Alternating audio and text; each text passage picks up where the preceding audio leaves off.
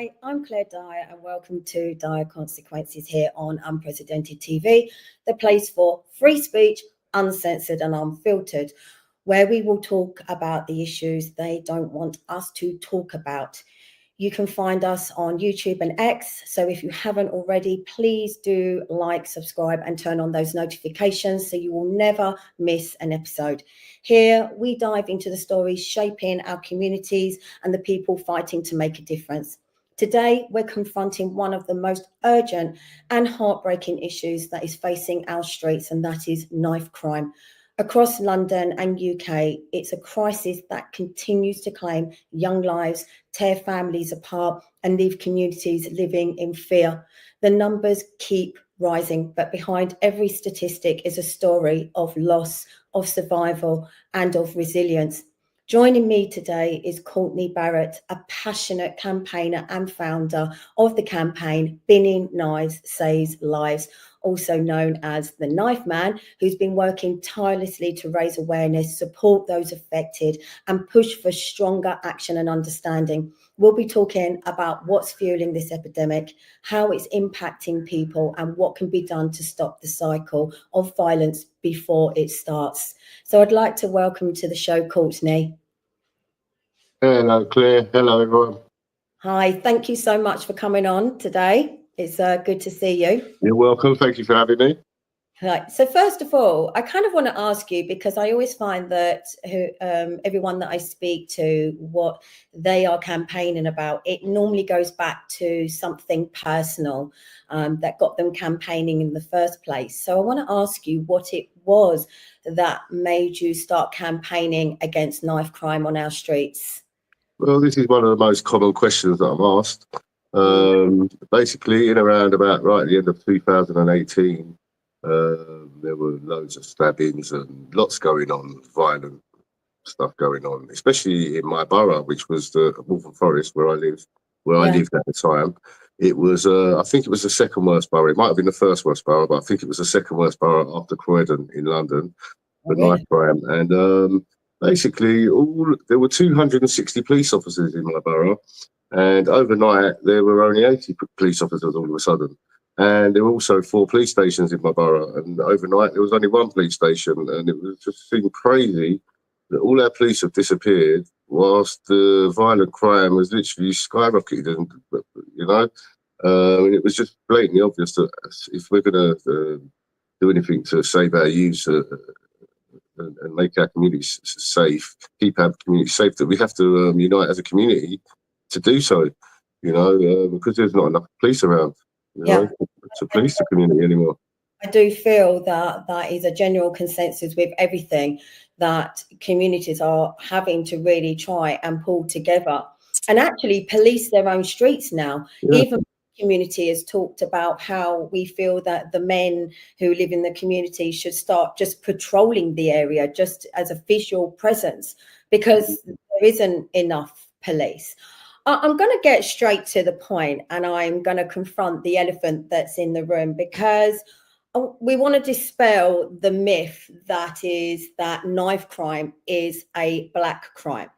And why do you think media and society are continually portraying it that way? Okay, well, let me tell you what happens. First of all, before we start, let me just let you know that most knife crime committed in England and Wales, that's not including Scotland. Sorry, not most knife crime.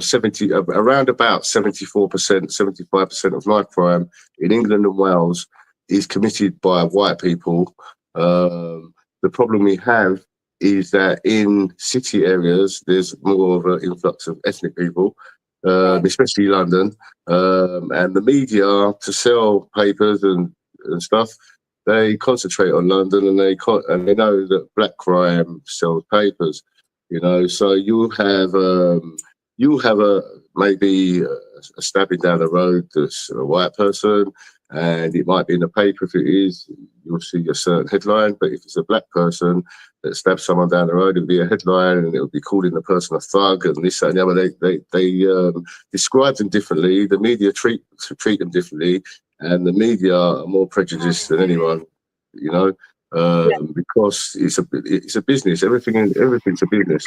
So it sells. So all you ever see on the news and in the papers, most of the time, are black crimes. And black crimes being reported and that. So for the rest of the people that don't live in the city areas, that's all they see. So that's what they think they know, because that's all they see. That's what they're fed.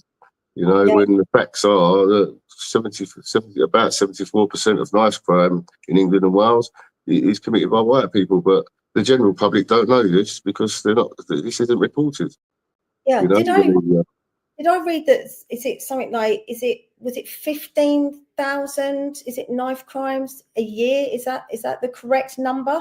I'm not sure. I couldn't tell you off my head right now, but I know that figure that resonates with me for another reason, because I remember, I don't know about this year, but a few years ago it was 15,000 and something school children were caught with knives in schools. That's how many school kids were caught with knives. And it's crazy to think 15,000 school kids are caught with knives in a year. That is crazy. And is this a selection of knives that you have obviously handed into you? Yes, these knives we get. What we do at Binning Knife Saves Lives, we obtain knives by various methods. The method that the media always focus on is the knife being on the streets, but we also go from door to door, which spreads awareness to parents who are they're clueless. They don't know anything because nobody's educating anybody. So parents are clueless, youths are clueless. So we go around door to door and educate the parents. We go and do talks in schools and youth centres and whatnot, and educate the youths. It takes me 2 minutes, not even that, when I knock on somebody's door. The person will be clueless. You give them a few facts and figures, and all of a sudden they want to bin their excess kitchen knives, because 70% of knife crime is committed by using kitchen knives. And kids are scared at the moment, and they're taking. Some kids are scared. Some kids think it's a fashion. So a lot of kids are taking knives from kitchen drawers, putting them in their school bags, and taking them to school. Do you think that with the rate of sort of bullying and also online bullying that is going on now, that a lot of children are now obviously having knives on them as a form of protection as well? Yeah, this is exactly what's happening. It's not just children either; it's adults as well. The amount of, especially men around my age, around 50 years old, they've given up hope on the police. They want to defend themselves if something happens. That's what they think. That's their mindset. Which is the wrong thing to do, because if you carry a knife, you've got about an 80% more chance of being involved. Yeah. In a crime, becoming a victim, or becoming a victim. Yeah. Do you think that if we didn't have such sort of stringent gun control laws, that we would be substituting knives for guns like they do in the US? I've never really thought about gun laws. I kind of think about things that are actually there in front of you. Gun laws, it doesn't concern me because we don't have gun laws. What does concern me are the amount of guns that are in our country and on our streets, considering we don't have gun laws, especially the amount of those guns that come from police. It can only come from the police, So how are the criminals getting these guns from the police? This is what's worrying for me. So along with your campaigning, the studio did pull up a video just now. They were just playing a video a minute ago. If they can bring that back up, and we'll play that, because I believe that is to do with you obviously retrieving knives and taking them to City Hall, I believe. Okay. He's doing so terribly wrong. He isn't doing anything. That's what's so terribly wrong.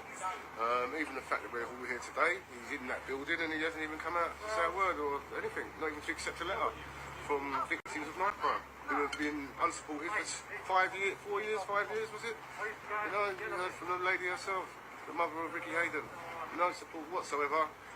When she did get through after 3 years, she was called in and sat there and told to come back, or they contacted her, and no one ever did. She's just been ignored. This is London. People getting stabbed every day. Nobody's doing nothing about it. Nobody cares about it. So we've got to start caring about it and doing something about it ourselves as a community. So where were you that day, and who are you referring to? Okay, so that was outside City Hall, the old City Hall. And I was referring to Sadiq Khan, the London mayor. We turned up there. We had an event. He knew about the event. He was invited to the event, as were other MPs. Farah London joined us. She's a political figure who was a mayoral candidate. Sean Bailey, Conservative MP, joined us. So we had loads of bereaved mothers, including Jodie Chesney's mum and Ricky Hayden's mum. And Jodie and Ricky's mothers had written a letter for Sadiq Khan. And we also had 11,000 knives that we wanted to hand in to Sadiq Khan to show him that London isn't safe. And he refused to accept the letters, and he refused to accept the knives. You know, and he didn't even come out and say a word or anything. You know, and these people who are the most unluckiest people in our society, and who are Londoners who he's supposed to represent, who he's been on the news claiming to support. We're going to play the next video, which I believe is when you tried to hand the knives into City Hall. If the studio can put that up, please. Collected from the streets of London that we're going to be giving to Sadiq Khan today. We don't feel that he's been doing enough to reduce knife crime in London. We're sick of the state of our streets in London, and we're sick of families, victims of knife crime, who aren't getting any support whatsoever. So that's why we're here today.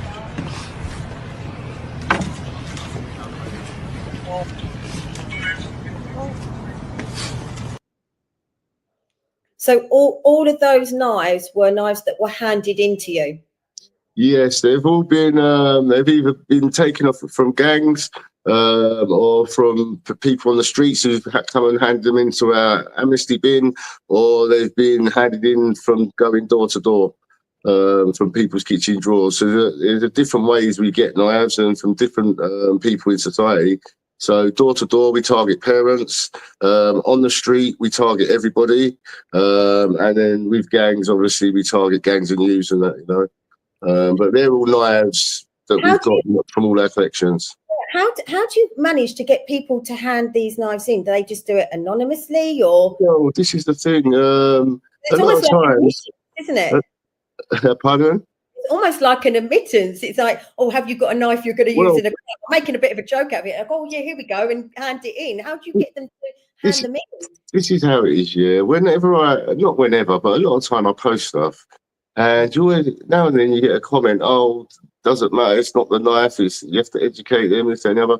But everyone always focuses on the fact that we get knives off people. But the reason why we get knives off people, and so many knives off people, whether they're gang members, mothers, or youths, is because we educate them. You know, education is key. You know, we educate them. We don't take knives off people. We educate people and give them the choice to bin their knife. That's what we do, you know.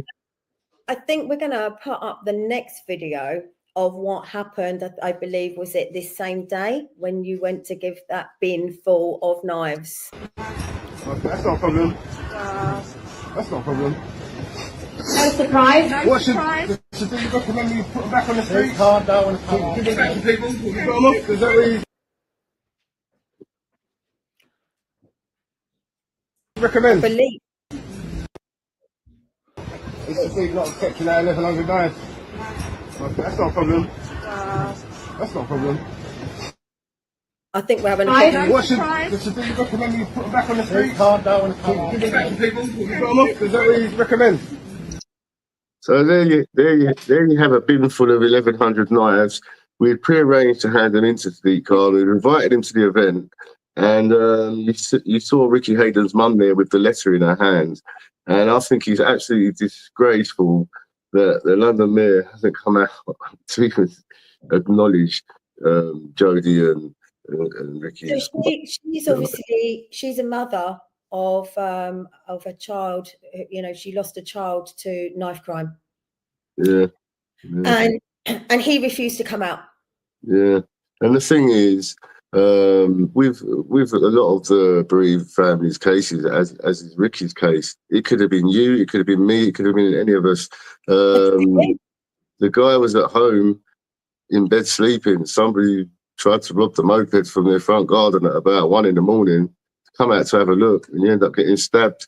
Your dad gets stabbed. Your dog gets stabbed. That's, and no one seems to care. No one does nothing. It's all in the papers, and then after that, it's all forgotten about. And people promise the world, but they promise the world, but they just lie. Sadiq Khan has had Susan in the office because she fought her way to get into City Hall to speak to him. He promised the world and didn't even get back to her.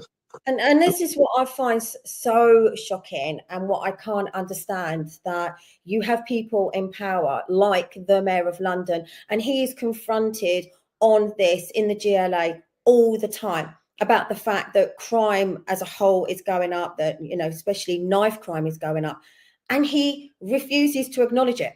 And it's the same way, we're just going to say exactly how it is: rape, grooming gangs. He refuses to answer, he lies. To me, that says that this is somebody, like you've just said, doesn't care. And if he doesn't care, and if across the board, in a way, our government doesn't care, how can we expect anything to change when it then filters down the line to our police and also our policies?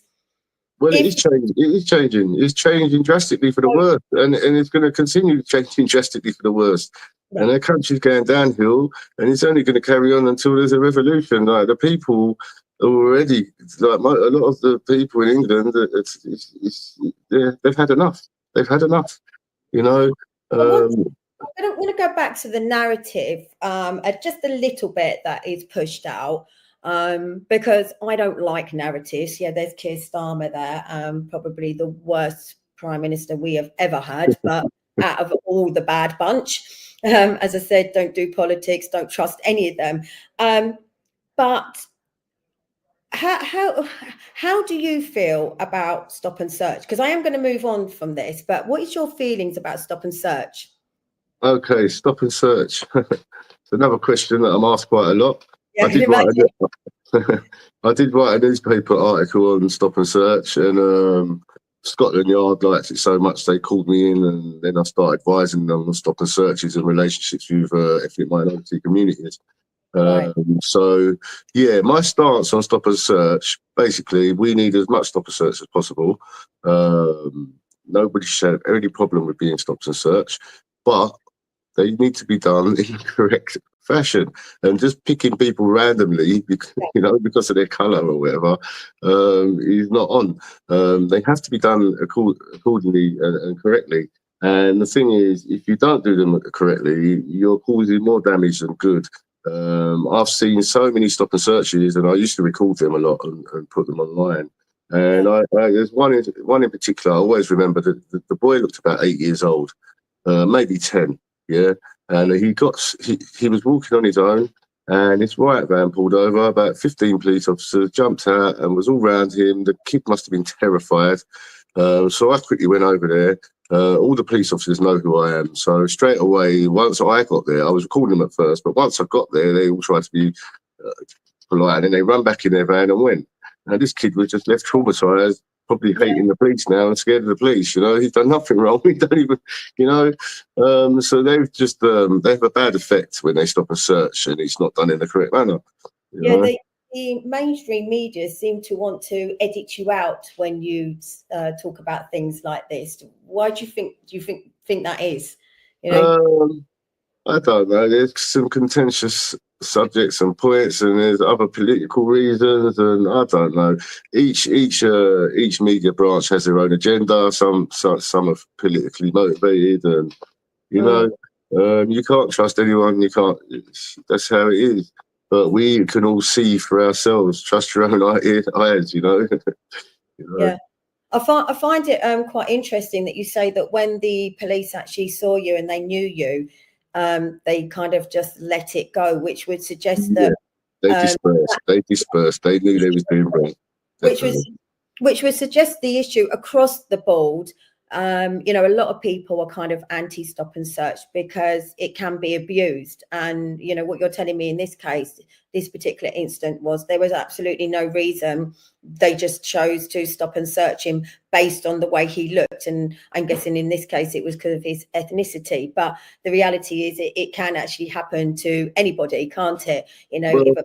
I grew up in an area, in a white area, Chingford, in the 90s, early 80s, late 80s. And I think there was probably a handful of black people around. And getting stopped by the police was a twice a day thing for me, just for walking down the street. So I'm used to it. And things have got better now. But it's still there, and there's still an element of gang culture with these police officers as well. So when they do get out of a vehicle to stop somebody, there's always a few of them, and there's one little kid, and you've got to be scared for the little kids. These are youths, they're children. No matter what's going on, whatever, they're children. You've got to remember they're children. And you don't know if they're innocent or guilty. So you can't treat them that way. It shouldn't be happening. We're just going to go to a quick advert, but when we come back, we'll move on to what possible alternatives there are along with stop and search. But we're going to just take another look at another show on Unprecedented, which is Tim Scott Uncancelled. Brilliant.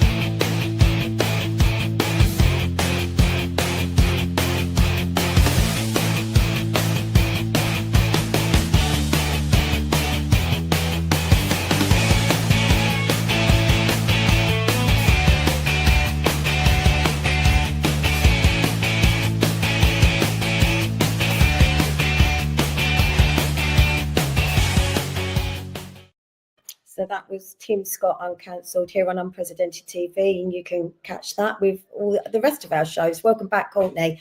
I want to ask you, so we've talked about stop and search and obviously the issues that can arise there.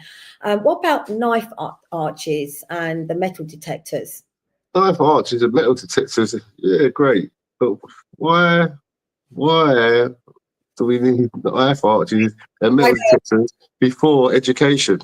I agree with that. Okay, I know somebody, Harvey Wilgoose's mum, got a knife arch put into a school in Sheffield recently. Now, that's brilliant stuff by her, yeah. But unfortunately, why does it take someone's son to be murdered for a knife arch to go into a school? Well, if we know there's a problem that we need knife arches outside schools, why do we not know there's a problem that we need the education in the schools? I agree. I mean, I always said it, it's every bit that you do, it all comes together. Not one thing is going to cure this. I've always said with everything, it is education, and it actually starts in primary school. But in the meantime, you have got a problem. You have got people having an issue with stop and search, whether it's based on the colour of their skin or whether the police that day just happened to be on a bit of a power trip or whatever, just any reason. People have got an issue with that. That with metal detectors, the knife arches as well, that if somebody was to sort of refuse to go through one, then you would be looking at that person to do the stop and search, because you think, well, why don't they want to go through it? They've clearly got something to hide, which could be then a deterrent for the police to just be pulling any random person over just because they looked the wrong way,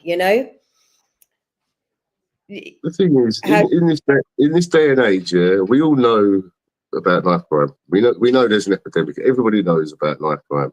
So if I'm walking down the road and I'm asked to go through a knife arch, I've got no problem with it, because I understand we need to be safe. It's the same way when I get on an airplane, I get stopped by security and searched. Thank you for stopping me and searching me and everyone else, so that we're safe. Are you still there? Yeah, I'm still here. Oh. You're back. Yeah, I'm still here. We both disappeared then. Okay. Yeah, I was saying, it's the same as if I go on an airplane. If I go for a knife, you have to go for a metal detector. You have to get searched to get an airplane. And I thank them very much for searching me and for searching everyone else and for keeping us safe.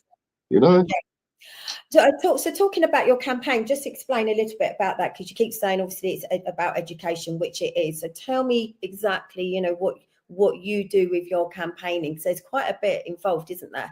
Yeah, we do a lot, and it is non-stop hectic, you know. But a lot of people say, "What's the cause of knife crime?" Or "How can you reduce knife? How can we stop knife crime?" There isn't one cause, and there isn't one way to reduce it. There are loads of things that have to come together, you know, to reduce it, and there are loads of things that's caused it. So at Billing Knives Saves Lives, we have 11 tactics that we use to reduce knife crime. So obviously we've got the knife amnesty bin that we go around with, but the best tactic and the best weapon to reduce knife crime is education. When I go to schools to mentor and educate youth, it is crazy how the difference in them from the moment I meet them, from the moment that I leave.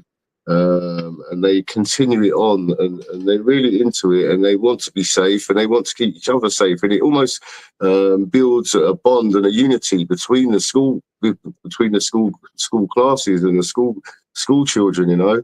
And the education, like I know I've been to a school and I've had two youths who I've worked with the Met Office and Yorkshire Police and an organisation called NICI.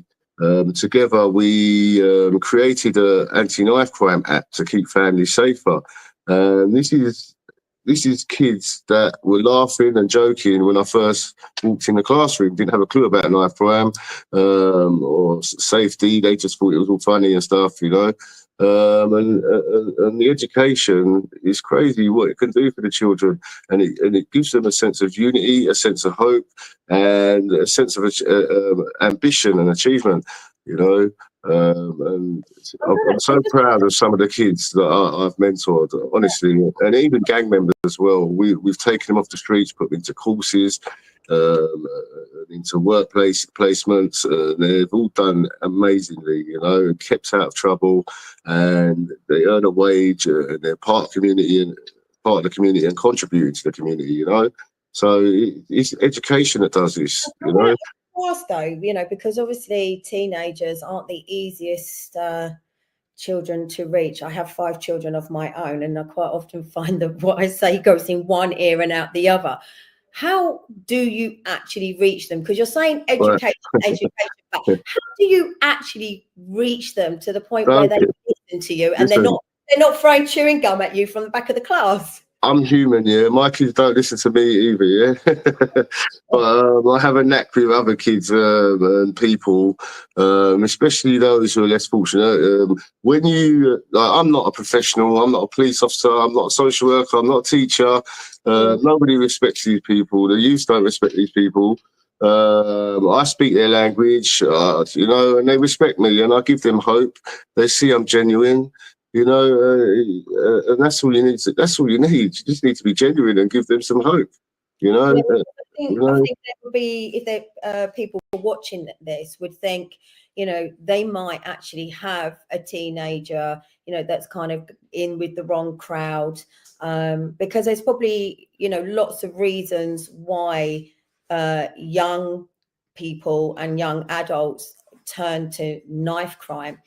And they're probably thinking, well, I don't know how to reach my child. You know, I don't know how to, you know, make them understand. So what are some of the basic sort of tools that you use to get these children to sort of understand what it is you're trying to say to them?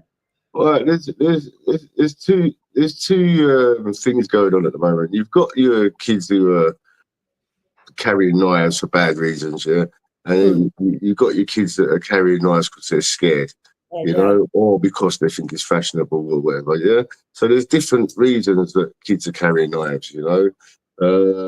You'll find that the kids that are scared. So if you're somebody who's got a kid who's a bit placid or whatever, I'd usually advise you to lower the content of your knives, your sharp knives in your house to those that you only need. Check them every day. Check your kitchen drawer every day, and check your kid's bag now and then, and your kid's bedroom now and then, just to make sure your kid's safe. You know, you can talk to your kid about knife crime. I also suggest, like I said to you, my kids don't listen to me. Kids don't listen to their parents. You know, you still come in that bracket of teachers and police officers and stuff. They don't listen to you. So with my kids, if my kids was that way carrying a knife or something, I would suggest, yeah, to take them along to somebody like myself or somebody who you know is a mentor.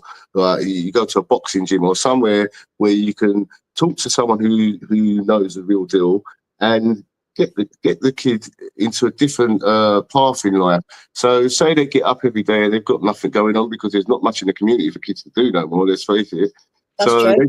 they just start hanging around and getting into trouble because they're bored. And that's where it all starts, and it starts going from there. But if you get your child into boxing or martial arts or football or music production or cookery, whatever it may be, you know, it gives them something else. And the group that they do it with, they unite as a family, you know, and it gives them a focus and it keeps them out of trouble, out of the way of people who are trouble, you know. This is what I advise, you know, a lot of parents. With their children, because you need the mentors. It's the mentors who can make a difference. You know, you need the strong male role models in your community. They're the people that you need your kids to be seeing and getting help from. You know. Yeah. I also understand as well as part of your campaign that you have introduced, is it bleed kits? So that's part of your campaign and your fundraising to get these into the community, a little bit like defibrillators, I'm guessing. Yeah, this is one of our tactics. So you've got the Daniel Baird bleed control kit. It is a life-saving piece of equipment. When Daniel Baird was murdered, his mum came out with these, and they have saved so many lives to the point where every ambulance in the country now has one of these, and this is what they use. So when you get stabbed, pardon? So what is it? What is part of this bleed control kit? Okay, this bleed control kit, it contains everything you need if you've got a serious bleed. So if you get stabbed, if you're in a car accident, anything like that, it's got your tourniquet, it's got everything in there, your chest compression thing and all that kind of stuff, bandages, everything's in there you need, even a pair of scissors to cut your jeans off and stuff. But the point of these is that they have them in the ambulances. Now, if you were to get stabbed on the street or anywhere and call it, the passerby finds you, you've been stabbed and someone calls an ambulance, the ambulance is going to take about 15 minutes to get to you on average, by which time you'll be dead because you'd have bled out. You bleed out in about 5-6 minutes. With these bleed kits, if there's one of these within a few minutes away from you, these are registered with the London Ambulance Service or with whatever ambulance service in your area. Now, if the passerby phones 999 and you're stabbed, what will happen? The operator will tell you there's a bleed control kit in the shop down the road or in the pub round the corner, and they'll stay on the phone with you and direct you to that business, and they'll stay on the phone with you till you get back to the victim and stop the bleeding and save the guy's life until the ambulance arrives. That's the point of them. And when they tried this in America in a state for 1 month, it proved to reduce fatalities by knife crime by 90%. So they're essential life-saving bits of equipment that we need all over the country. We need them in as many places as we can, you know. Yes. So are these all quite widely circulated already? Well, up till now, Been in Knives Saves Lives, we've installed around 400 around the country. I've also inspired so many other groups to start doing the same. So now there's loads of other groups around the country who are putting these bleed kits out as well. So it's brilliant. Was this all done through your fundraising? Yes. Basically, we've never been funded at all. We've never had a penny, so I paid for it all out of my own pocket, basically. But I've had about, I think it was 2,800 in donations as well. But that was for other things, that the donations and the money that I spent. The money for these bleed kits that I've already put out there actually came from a company. I don't want to name the company because they asked to be unnamed, but they are a massive chain. and we put hundreds of them in their pubs all over the country. That narrows it down now. But yeah, we put hundreds of them in their pubs all over the country. I think there wasn't the first one is put in a pub in Dagenham. Yeah, before we started with that pub chain that we done with, I was putting them out myself. So yeah, I did put one in Dagenham, in the pub called the Beacon Tree. That is amazing, really, because there's not many campaigners that actually get the support, say, even at times from the police, London Ambulance, other businesses to help with a campaign like this. So you're obviously doing very well at what you do with this and getting a lot of support to carry on continuing doing what you do. I'll be honest, I hadn't actually I haven't heard of these bleed kits, and I haven't actually seen one, so I don't think we've even got them where we are, but I definitely think that's something that every community does need. Can they be fitted into a defib stand? You do very rarely, but you do see them defib stands with the bleed kit next to it. The company that makes them and does all the defibrillators and the bleed kits is called Turtle Medical, and they do different variations, but they're quite expensive to have the actual boxes that you can see out in the public. We don't buy them because they cost a lot of money, so we just buy the actual bleed kits and we install them behind the bars or behind the counters in shops or wherever we can, But to install it out in the public, you need to get the permission first, and you also need a lot more money for the actual box that it goes in, Right. Okay. How much does each one of these actually cost? The kits plus with the tax total, I think it's £114. Wow. That's for one. Yeah. That is a lot, isn't it? It is a lot. It is a lot until you get stabbed and you need it. £114, nothing then, It's not. It's just that you would think there would be more sort of funding going towards this, knowing that a knife when there's people wasting billions on cycle lanes and stuff that we don't even want, and roadblocks and stuff like that, you'd think that we could get a few grand chucked into a few bleed kits to save people's lives in it. But obviously lives don't matter in London no more, roads matter. I don't know. I laugh because what you've just mentioned as a comparison is obviously something quite personal to me, because it's something that I do actually campaign against all the time. The cycle lanes, the war on the motorists, ULEZ, and I think every Londoner feels like a campaigner now, because we're all against it. I think everyone feels like a campaigner now. Honestly. True. Everyone is now having to campaign against something because there's so many things that we're unhappy at. And I don't attack the Met Police, but when you're telling me that Sadiq Khan wouldn't even step outside, he wouldn't even take these knives, like, you're literally doing the job for them, and there's a lady standing there with a letter, and he even got the heart and soul. Yet he has used his police to escort Taylor Swift to and from a concert as a priority.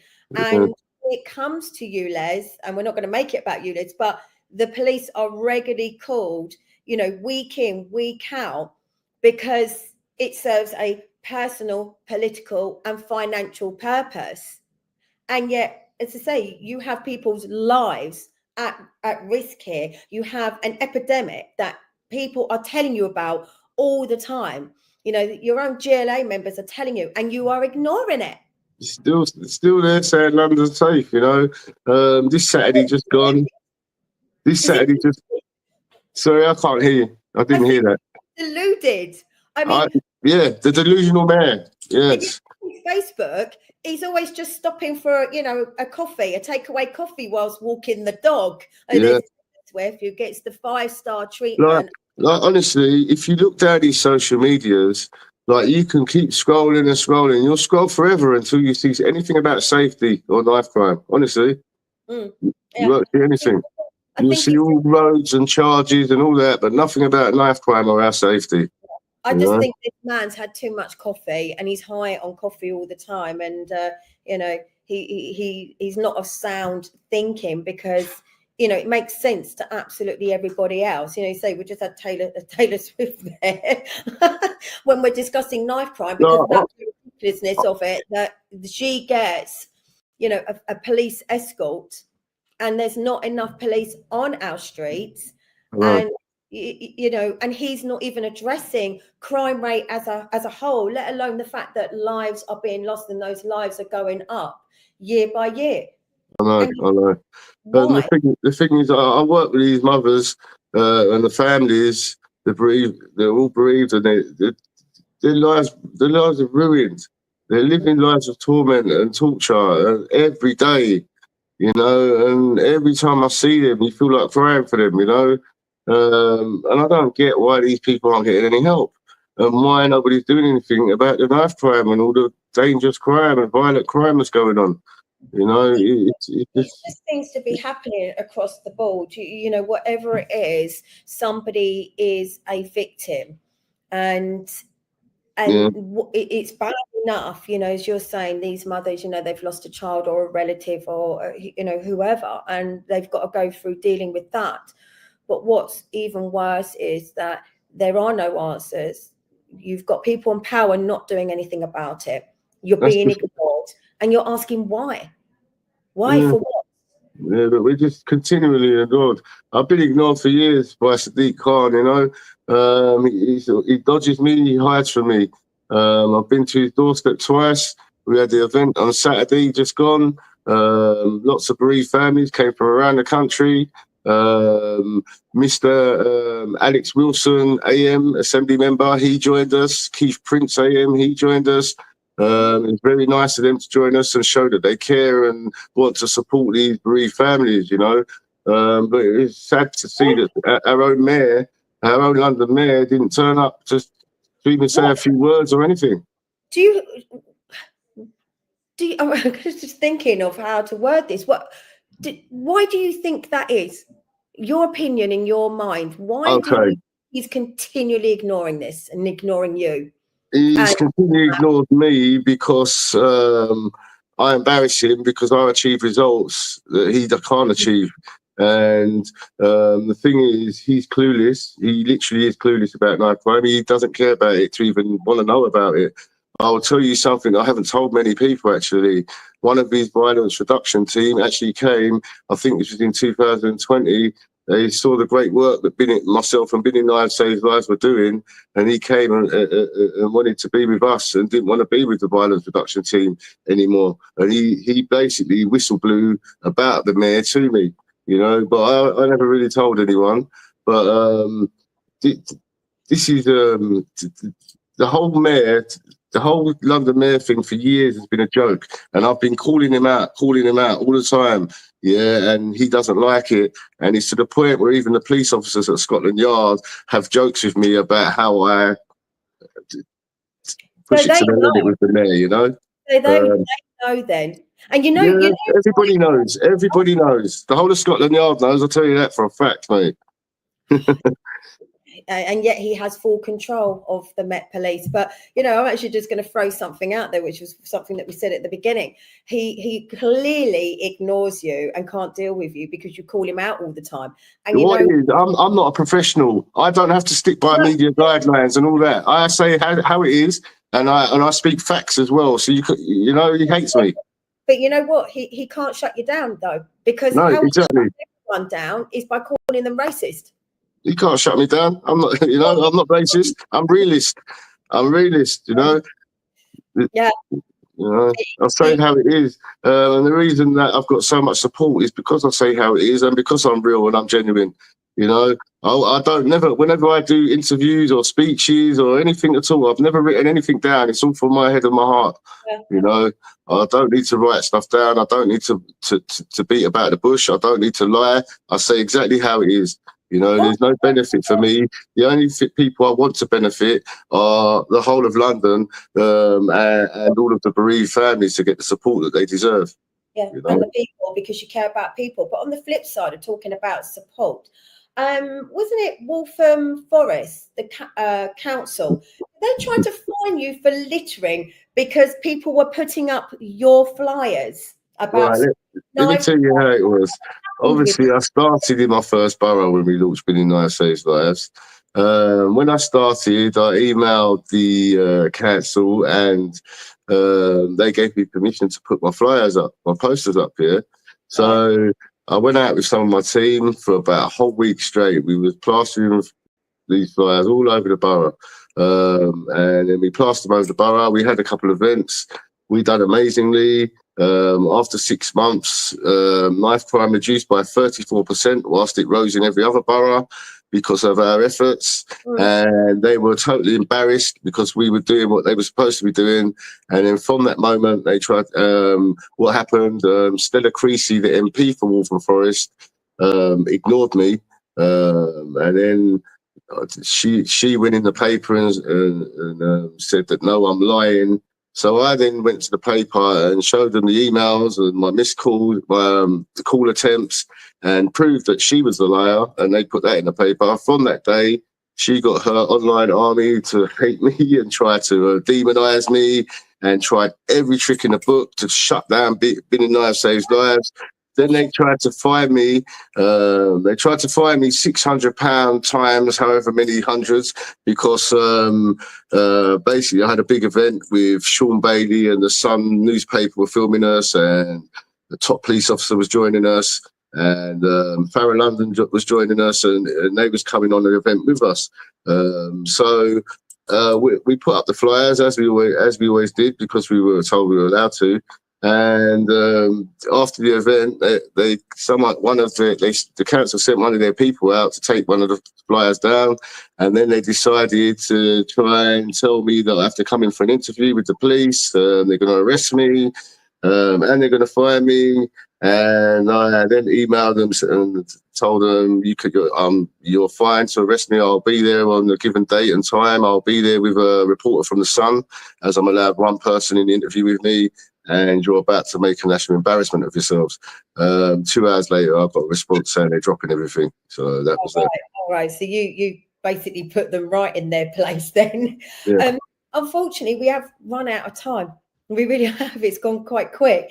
But what message would you actually give to people from all backgrounds who might feel that they are caught in the cycle of knife crime or, in that environment? What message would you send to them on a final note? For those guys who think they're in that kind of lifestyle, believe me, give me a shout. billingknifesaveslives@gmail.com. I can help you out. We'll get you some work. We'll get you onto a course. We'll do something. Trust me, we'll get you out of that lifestyle. For those who aren't into that lifestyle, make sure you stay safe. Keep your wits about you. Don't carry a knife to protect yourself because it'll put you in danger of being stabbed. Honestly, the best thing to do is stay clear. If you see anyone with a knife, stay well away from them and let an adult know or let somebody know in authority know. Yeah. In some cases, sometimes the one that's actually in possession of the knife ends up being the one stabbed with it. This is what happens. What happens? All right, let me tell you. Imagine a kid who's a bit shy. He gets bullied all the time on the way to school. So today he's thinking, I want to carry a knife to protect myself just in case. The just in case happens. He pulls the knife out. He's got 66% more chance of being stabbed with that knife himself. He's never used a knife before.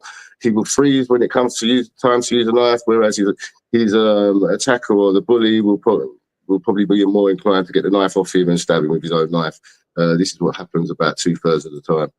Right. Well, thank you for coming on today. You need to keep me updated with your campaign and any future demos that may come up, because if I can... will do, Claire. Don't you worry about that. Thank you so much for having me. And please, guys, do donate to billingknifesaveslives@gmail.com. That's our PayPal, for bleed kits. We need as many as we can get all over the place. Yeah, and if I can get to a demo, I certainly will. So please let me know, because listening to all of that, you are doing absolutely amazing work, and it seems that you've got a lot of support from obviously those in some authority, whether it's not our mayor or our government, but you're doing great. So thank you so much, and I'm sorry we've run out of time. Thank you for having me. Take care, stay safe, everybody. Yeah, you too. So that brings us to the end of today's episode. Knife crime continues to cast a long shadow over London and communities across the UK. But conversations like this one remind us that change is definitely possible when people come together, speak out, and take action. A massive, huge thank you to Courtney Barrett from the campaign Binny Knives Saves Lives for sharing his insight, his passion, and tireless work in tackling this issue head on. He's achieving amazing things. And thank you to everyone listening. Awareness starts with all of us. If you have been affected by knife crime or you want to learn more about how to support prevention of the effort, then please contact the knife man, Courtney Barrett. You can just find him quite easily in a Google search. If you put in Courtney Barrett, the knife man, or his social media accounts do come up on there. So please let's keep this conversation going. Share this episode, talk about it, and be part of the movement to make our streets safer for everyone. So until next time, I'm Claire Dyer. This has been Dyer Consequences on Unprecedented TV on YouTube and X. Please follow, like and subscribe. Stay safe, stay aware, and keep looking out for one another. Thank you.